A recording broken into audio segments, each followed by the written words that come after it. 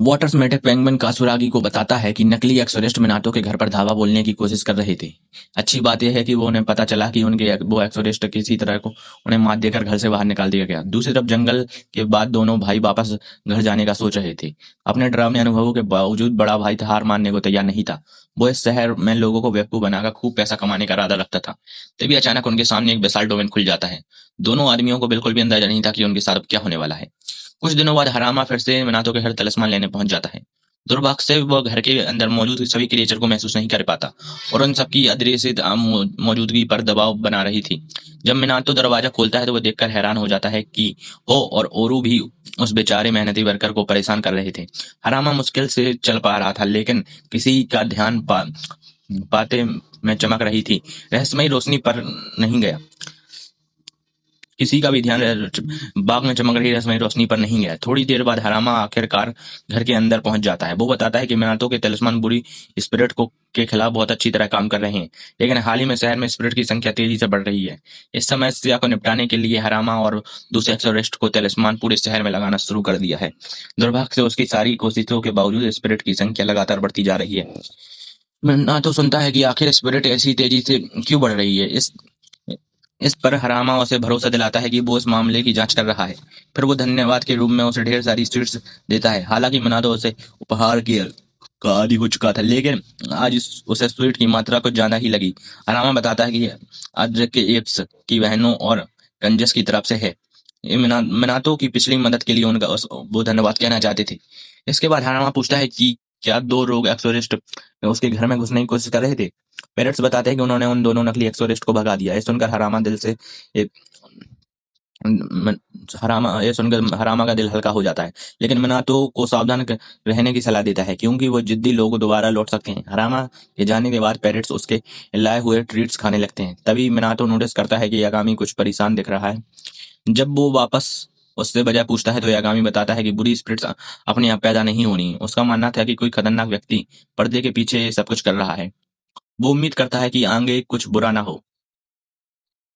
उसी समय मिनातो को तालाब में रखा एक छोटा सा डेकोरेशन चमकते हुए देखता है। कुछ ही पलों में वो चमक एक सुनहरी रोशनी में बदल जाती है और उसमें से एक युवा आदमी बाहर निकलता है, जिसके शरीर से चारों तरफ से आग और फिर स्नेक लिपटा हुआ था। मिनाटो घबराते हुए उस आदमी का स्वागत करता है। फिर वह रहस्यमय आदमी मिनाटो को ध्यान से और थोड़ा डरावने अंदाज में देखने लगता है। मिनाटो को लगता है कि शायद यही यही वो खतरनाक इंसान है जिसके बारे में यागामी चिंतित था, लेकिन यागामी को उससे कोई फर्क नहीं पड़ता। ये देखकर मिनाटो समझ जाता है कि शायद वो कोई बड़ी विलन है। वो अजीब आदमी मिनाटो से कहता है कि उसकी बड़ी बहन उसके बारे में सुनने के बाद से ही उसकी उसमें दिलचस्पी थी। मिनाटो पूछता है कि उसकी बहन कौन। तब वो बताता है कि कुछ समय पहले उसकी बहन ने अपनी पावर से उसे दी थी। तभी मिनाटो को समझ आता है कि अमातरासु का छोटा भाई है जिससे उसे सीलिंग पावर दी थी। फिर उसे एक फेमस फोक लोर याद आती है और वो पहचान लेता है कि ये इसका नाम सुसानो है। मिनाटो सुसानो से कहता है कि वो उसकी बहन को उसकी तरफ से धन्यवाद कहे। सुसानो अचानक उसके घर में आने के लिए माफी मांगता है। फिर फिर माफी के तौर पर वो ऐसे एक बड़े बकेट जादुई जूस भरकर बुला लेता है। अगले ही पल रेकी दौड़कर जूस पीने पहुंच जाता है। वहीं सुसानो का पालतू स्नेक आरुचि भी उसका स्वाद चखने आ जाता है, लेकिन सुसानो गुस्सा हो जाता है और आरुचि पर चिल्लाता है कि वो मेहमानों के लिए लाया गिफ्ट है, चुरा नहीं सकता। अचानक आरुचि भी बगावती हो जाता है और सुसानो को लड़ाई के लिए चुनौती दे देता है। गर्म मिजाज में सुसानो तुरंत अपना नाइफ निकालता है और अपने ही साथी से लड़ने लगता है। मिनातो है हैरानी से देखता है कि दोनों पागल कुत्तों की तरह लड़ने लगते हैं। यागामी से मदद मांगता है, लेकिन बूढ़ा कुत्ता गहरी नींद में सो रहा था। फिर मिनाटो दोनों से लड़ाई रोकने के लिए कहता है। सुसानो कुछ देर के लिए रुक जाता है, लेकिन पूछता है कि वो ऐसा क्यों चाहता है। तो वो बताता है कि अगर वो आरोची का सिर काट देगा तो उसकी पूंछ से एक तलवार निकलेगी। ये सुनकर मिनाटो को थोड़ी दिलचस्पी होती है, फिर से लेकिन फिर भी वो सुसानो को शांत रहने के लिए कहता है। सुसानो को यकीन नहीं होता कि मिनाटो इतना शांत स्वभाव का है, इसलिए वो अचानक मुड़कर मिनाटो पर भी हमला कर देता है। किसी तरह मिनाटो अपनी इवेंट पावर से उसकी तलवार को रोक देता है। सुसानो उसकी ताकत देखकर हैरान हो जाता है, लेकिन फिर भी वह उसे कमजोर मानता है। इसके बाद वो मिनातो को ट्रेनिंग देने का फैसला करता है ताकि उसकी कमजोरी दूर हो सके। मिनातो उसे मना करने की कोशिश करता है, लेकिन सुसानो उसकी बात नहीं सुनता। वो उसे तैरने के लिए तैयार करता है। वो मिनाटो का हाथ पकड़कर उसे खींचता हुआ हवा में ले जाता है और फिर आसमान में उड़ा ले जाता है। कुछ देर बाद कुछ देर उड़ने के बाद सुसानो एक डिवाइन डोमेन खोलता है और मिनाटो को उसके अंदर ले जाता है। उनके जाने के बाद यागामी आखिरकार शोर सुनकर जागता है।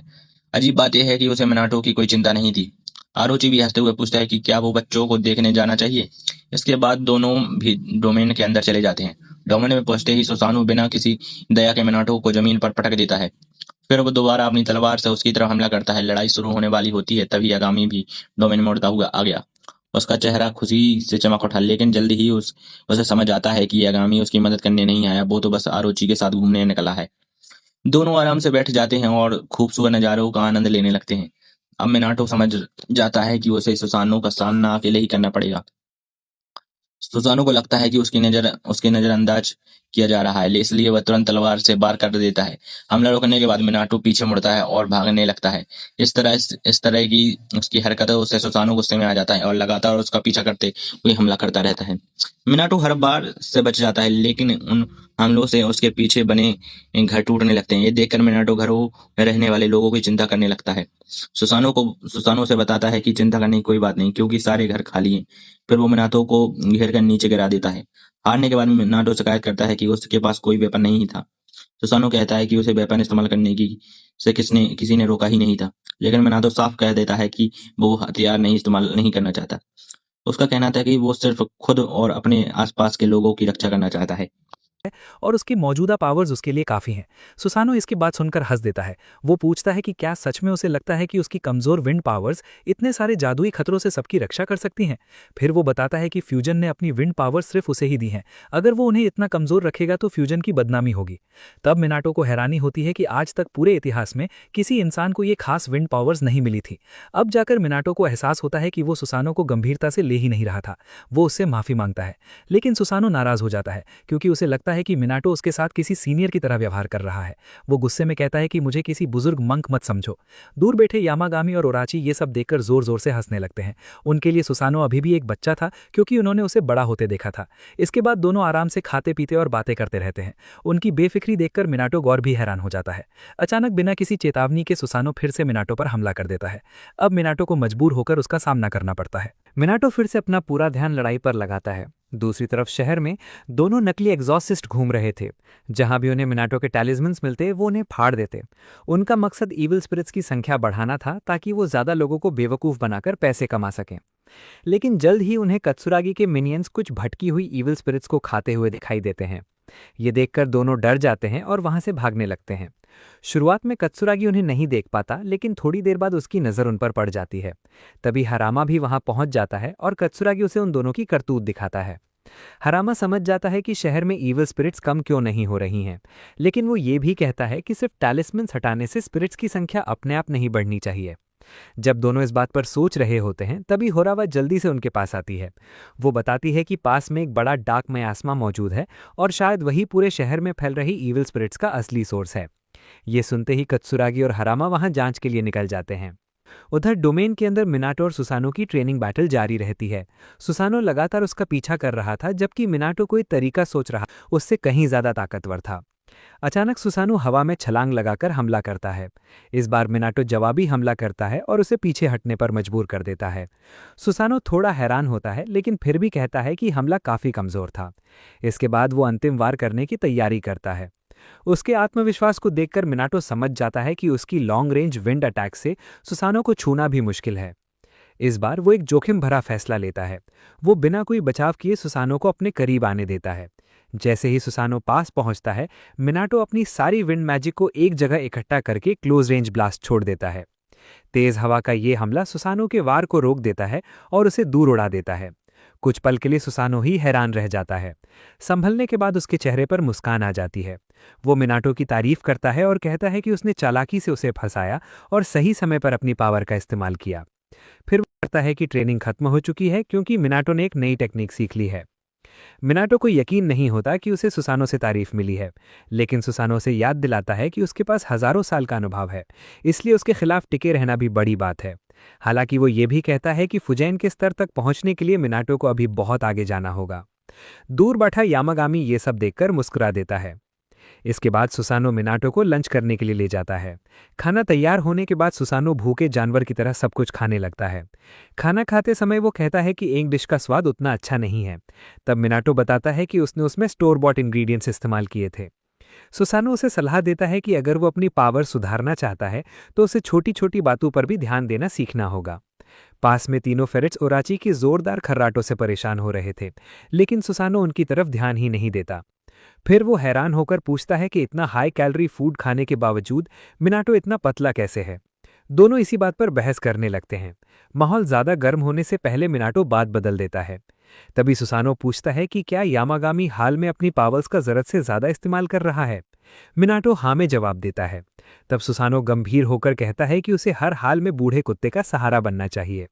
मिनाटो को शक होता है कि शायद सुसानो उसे इसलिए ट्रेन कर रहा है ताकि जरूरत पड़ने पर वो यामागामी की मदद कर सके, लेकिन सुसानो इतना सीधा नहीं था कि ये बात खुलकर मान ले।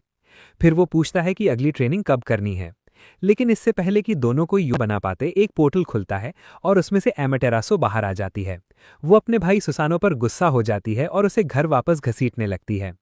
यहाँ तक कि तीनों फेरेट्स भी उसकी मदद करने की कोशिश करते हैं और एमेटेरासो को फल खाने के लिए देते हैं, लेकिन एमेटेरासो विनम्रता से मना कर देती है।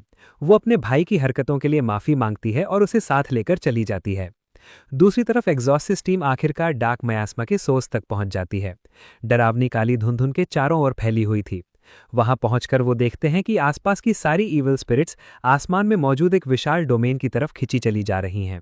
सबसे अजीब बात यह थी कि वो डोमेन एक जगह स्थिर नहीं था, वो लगातार आसमान में इधर उधर घूम रहा था। इस को देखकर यामागामी का चेहरा अचानक गंभीर हो जाता है। उसी समय कहीं दूर एक पहचाना आदमी भी उस रहस्यमय डोमेन पर नजर रखे हुए था। लगता था कि कोई बड़ी घटना होने वाली है।